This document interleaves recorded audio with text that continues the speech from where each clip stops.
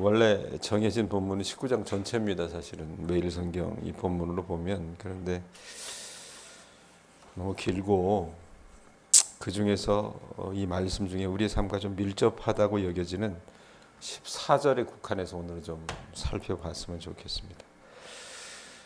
내 하나님 여호와께서 내게 주어 차지하게 하시는 땅, 곧 내 소유가 된 기업의 땅에서 가나안 땅이겠죠. 들어가면 하나님께서 어떻게 해요? 다 나눠주시잖아요. 나눠주시는데 조상이 정한 내 이웃의 경계표를 옮기지 말지니라, 이 말이 있어요. 이게 무슨 말이냐? 이웃의 땅과 서로 맞닿아 있는 땅을 가진 한 이스라엘 사람이 조상 때부터 여러분들도 땅을 붙이잖아요. 농사를 짓지 않습니까? 그런데 뭐 여기식으로 보면은 뭐 밭도랑 뭐 논도랑 해가지고 이렇게 구획을 해놓긴 하지만 사실은 이게 뭐야, 지적도 가지고 정확하게 본다 그러면 틀린 부분들도 많거든요. 예? 근데 생각을 해보세요. 수천 년 전으로 거슬러 올라가 보면 이게 구분이 명확하지 않다는 얘기입니다. 예? 지금처럼 무슨 실측해서 측량할 수 있는 그런 어떤 기구나 이런 것도 사실은 이렇게 구비되어 있지 않고 이랬기 때문에 이 어떤 사람들이 자기네들 땅이 분할을 받긴 하지만 이웃의 경계표를 아마 임의로 옮기는 경우들이 더러 있었던 것 같아요. 근데 이웃의 경계표를 이렇게 옮기는 행위는 왜 옮기겠습니까? 우리가 어렸을 때 땅 따먹기 이런 거 해보셨어요? 예? 돌을 가지고 이렇게 땅 따먹기 해보셨죠? 설교하면서 별소리 다 하고 앉아 있어요. 예? 왜 그렇게 경계표를 옮기느냐? 이유는 뭐예요? 내 땅을 넓히고자 하는 욕심 때문에 그걸 넓히는 거거든요. 옮겨버리는 거예요. 그러니까 이웃의 삶의 근거지를 줄이고 내 영토를 넓히려는 야심이 충만하기 때문에 우리가 그런 일들을 행한다 그 말입니다. 그런데 여러분, 우리 이웃은 어떤 존재입니까? 우리 가까이에 사는 존재로서 잠재적인 경쟁자일 때가 많다 그 말이에요. 이게 뭐 농촌에서도 마찬가지고요. 도시에서는 더더군다나 그렇고요. 또 이스라엘 사람들도 그랬다 그 말입니다. 그러다 보니까 여러분 어떻게 해요? 내가 살고 봐야 되는 겁니다. 내가 먹고 살아야 되는 거예요. 남이 어찌 됐건 말건. 그러다 보면 그 사람의 영역을 침범할 때가 굉장히 많다 그 말입니다. 그리고 마치 교회도 또 하나님의 말씀도 그것을 밑바탕하는 뭐가 되는 것처럼 뭐 강단에서 얘기를 하니까 그 무한의 어떤 그 이익을 추구하는 부분들이 굉장히 많은 것이 그때 당시도 그랬고 요즘 시대도 이랬던 것 같아요. 그런데 우리가 알아야 될 게 뭐냐면 우리 이웃의 삶의 토대가 여러분 붕괴되잖아요. 그러면 나중에는 그 부정적인 여파가 내게도 미칩니다. 그러니까 대한민국 정부가 정말 잘못된 게 뭐냐면 우리나라에 여러분 있는 고유한 단어가 있습니다. 재벌이라고 하는 단어입니다. 그 일본하고 우리나라에만 있는 단어예요. 그러니까 부를 이렇게 세습할 뿐만 아니라 그 재벌이 먹고 살기 좋게끔 모든 세제 혜택이나 이 모든 이 여건들을 만들어준 나라가 거의 없어요. 그렇기 때문에 여러분 재벌이 자신의 돈을 확장하고 이 부를 확장해 나가다 보면 제일 많이 당하는 사람들이 누구예요? 요즘 시대로 얘기하면 소상공인입니다. 근데 마치 이제 우리는 무슨 그 옛날 이명박 씨 그 사람 대통령이었을 때 그 사람 장로였잖아요. 소망교회 장로. 우리는 그래요. 예수 믿으니까 안 믿는 사람보다 잘하겠지 그러지만 그 사람이 들고 나온 게 뭡니까? 낙수 효과라고 하는 겁니다.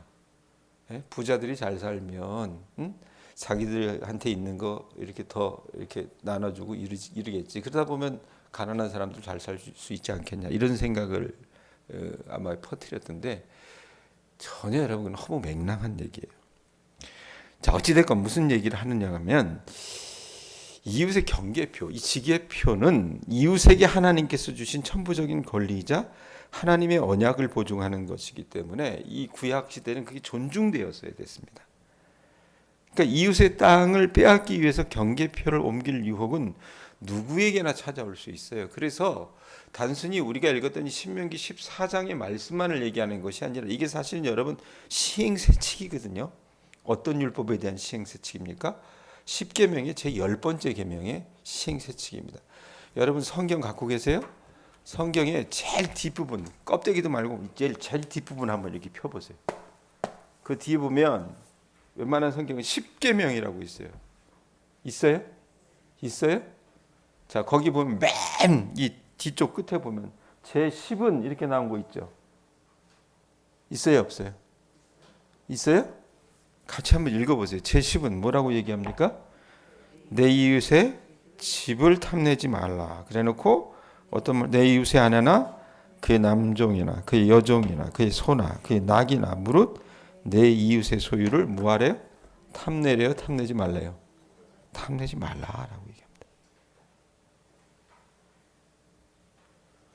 그러니까 정당하게 하나님께서 부여하신 그 사유제다 재산의 어떤 그 정당성을 인정하는 계명이 이 십계명인데, 이건 동시에 뭐냐면 이웃의 재산을 탐낼 수 있는 인간의 어떤 원죄적인 갈망을 극도로 어떻게 하나님께서 경계하고 계시는 거예요. 그거 조심해라. 예? 그러니까 인간의 어떤 그 욕망, 이 탐심이라고 하는 게 여러분 굉장히 대단합니다. 예?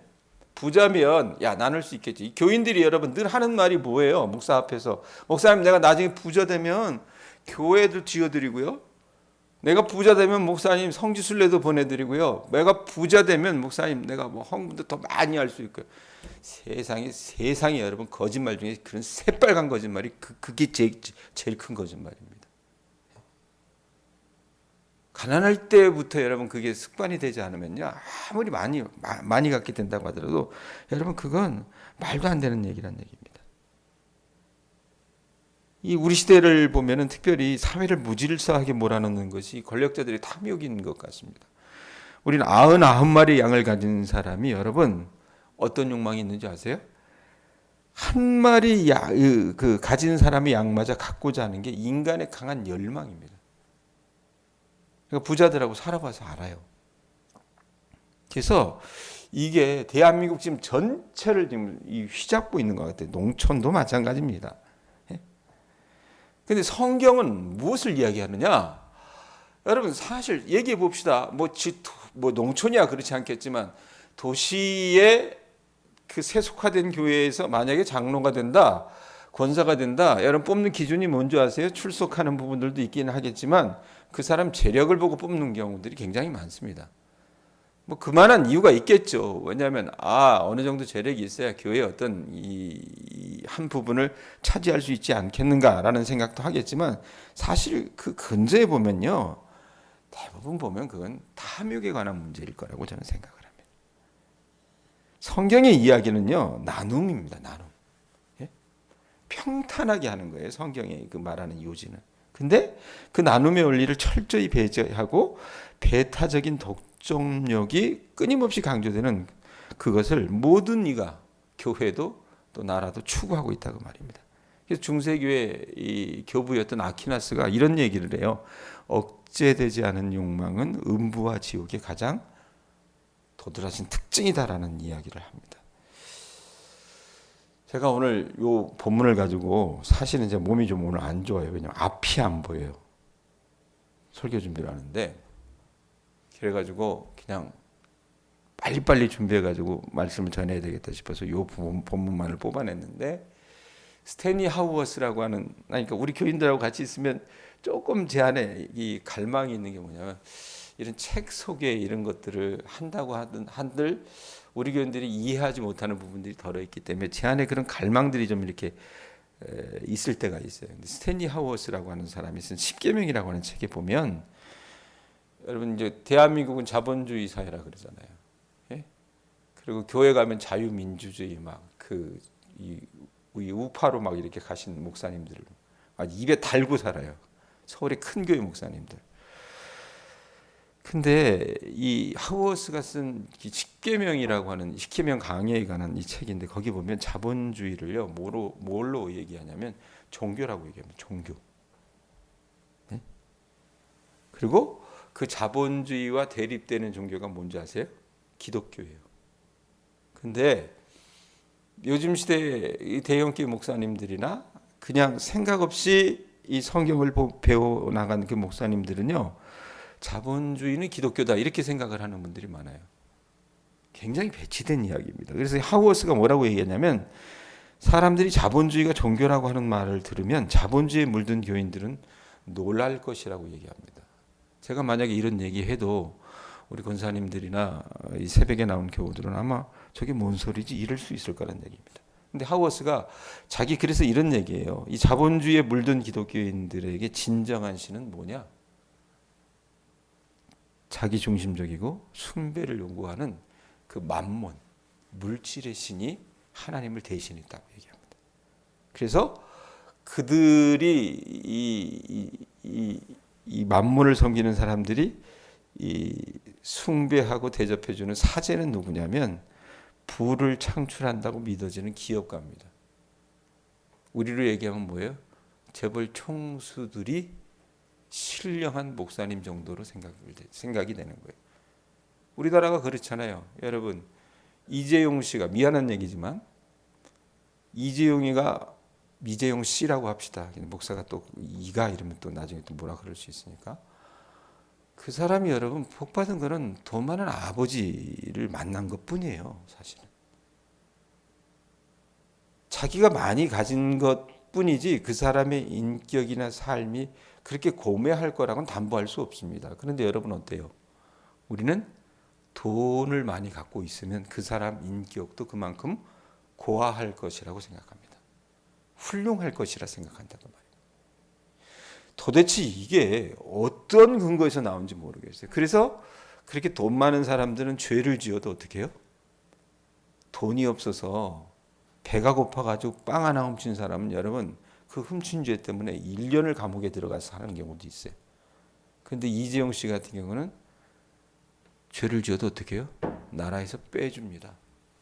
빼준다. 왜? 국가 경제 어쩌고 저쩌고 하면서 이렇다 얘기한다고 말이에요. 자, 왜 지금 삼성가의 이재용 회장 얘기를 했느냐면 그냥 이 자본주의라고 하는 것 자체가 종교가 돼 버렸기 때문에 또 기독교는 거기에 어떻게 부응하는 그냥 따라쟁이 같은 종교가 된 것 같아요. 그래서 자기네들에게 있어서 진정한 신은, 교회 다니는 사람들도 진정한 신은 뭐냐면 돈이에요. 돈. 노인들도요, 이 농촌에서 생활한다고 하더라도 보면요, 벌벌 떨어요. 물론 아끼는 습관이 몸에 밴 부분들도 있긴 하겠지만 저마다 여러분 돈이 없으면 살 수 없으니까 그것이 필요하니까 어떻게 해요?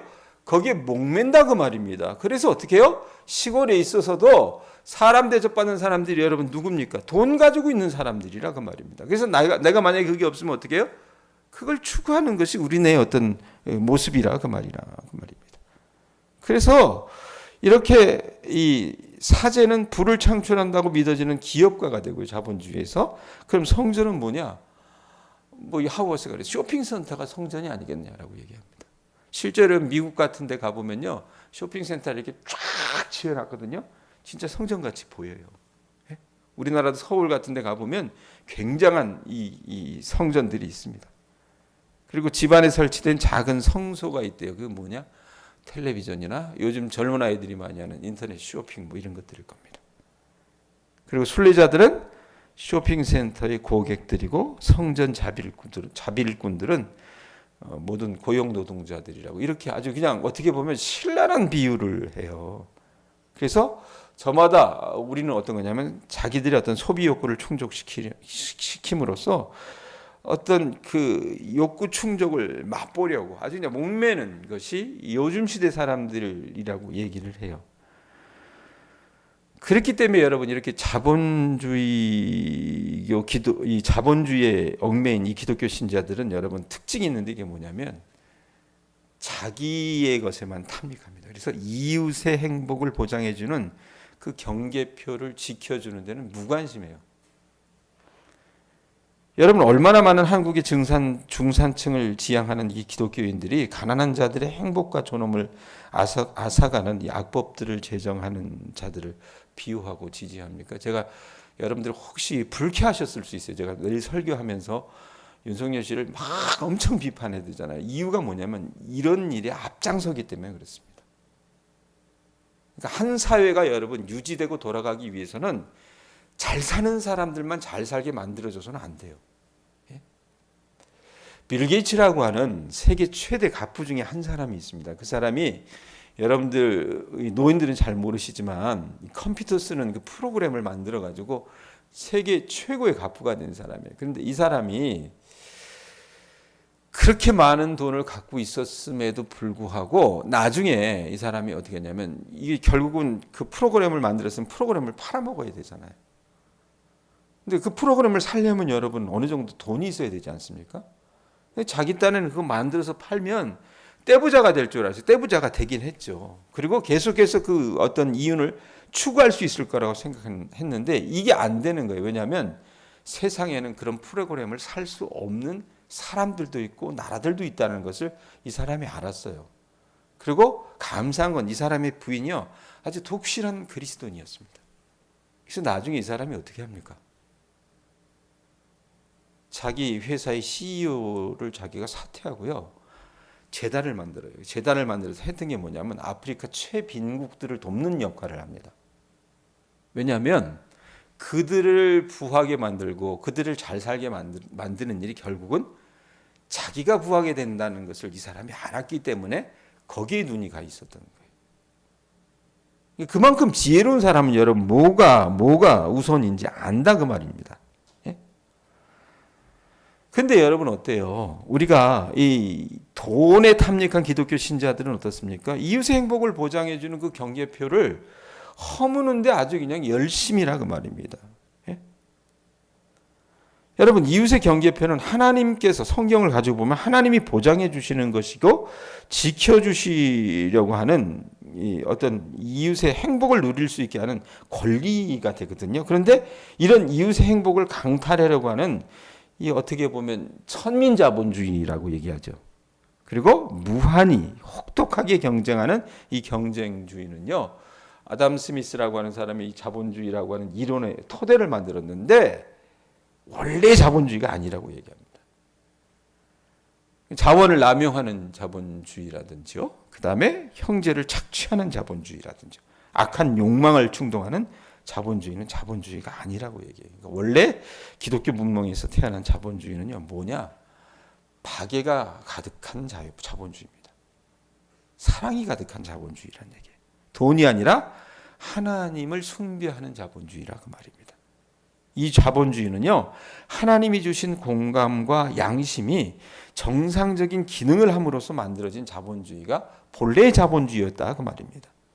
근데 자본주의는 이웃의 행복의 추구권에 대해서 근본적으로 존중하는 양심과 어떤 이 동정심이 잘 작동할 때 그것이 기독교 신앙과 공존할 수 있게 된다 그 말입니다. 그럼 이거 어떻게 할까? 예? 왜냐하면 우리 안에는요 그런 마음이 없어요. 우선 내가 살고 봐야 되거든요. 안 그래요? 내가 먹고 살고 봐야 돼요.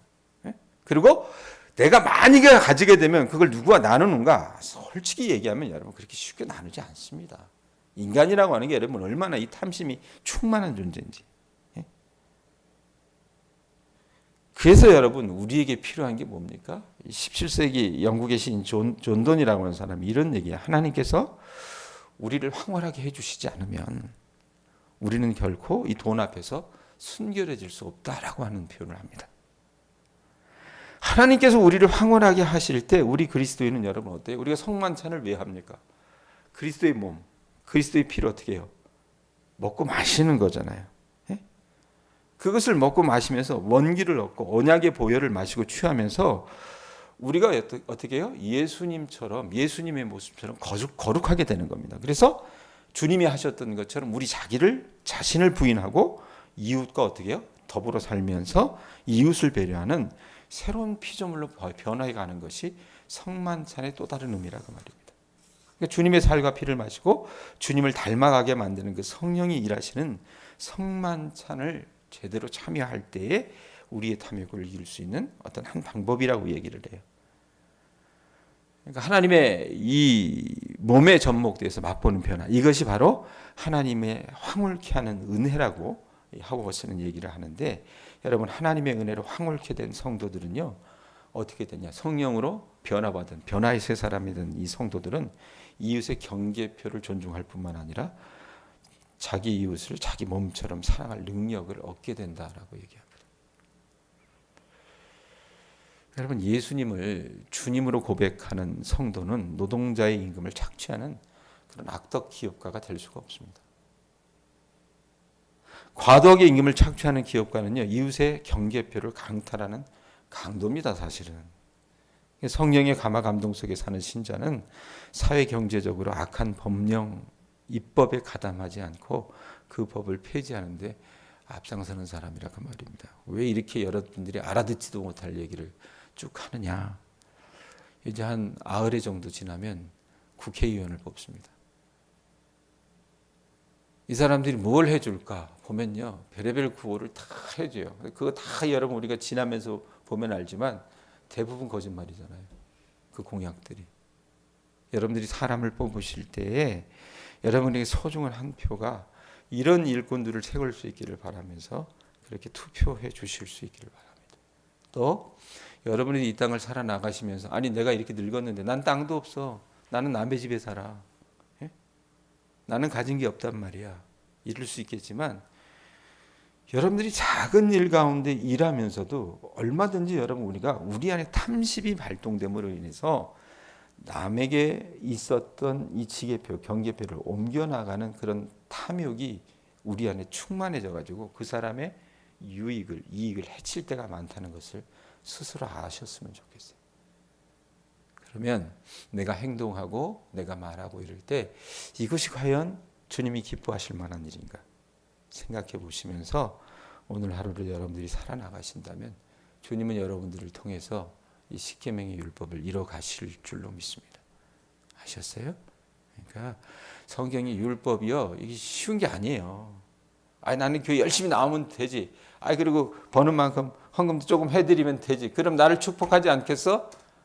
이렇게 생각하지만 여러분 그건 아주 저급한 이 기독교입니다. 중요한 건 뭐예요? 말씀대로 여러분들이 여러분의 삶 가운데 살아가 주시는 겁니다. 늙어도 나이가 먹었어도 병이 들어도 가진 게 없어도 그렇게 여러분들이 살아나가신다면 여러분들이 하나님의 말씀을 붙잡고 살아나간다면 하나님이 어떻게 하신다고 말씀하셨어요? 그 계명을 지키면 여러분들을 축복해 주실 줄로 믿습니다. 그렇게 살아나가실 수 있는 주님의 자녀들 되시기를 바랍니다. 기도하겠습니다.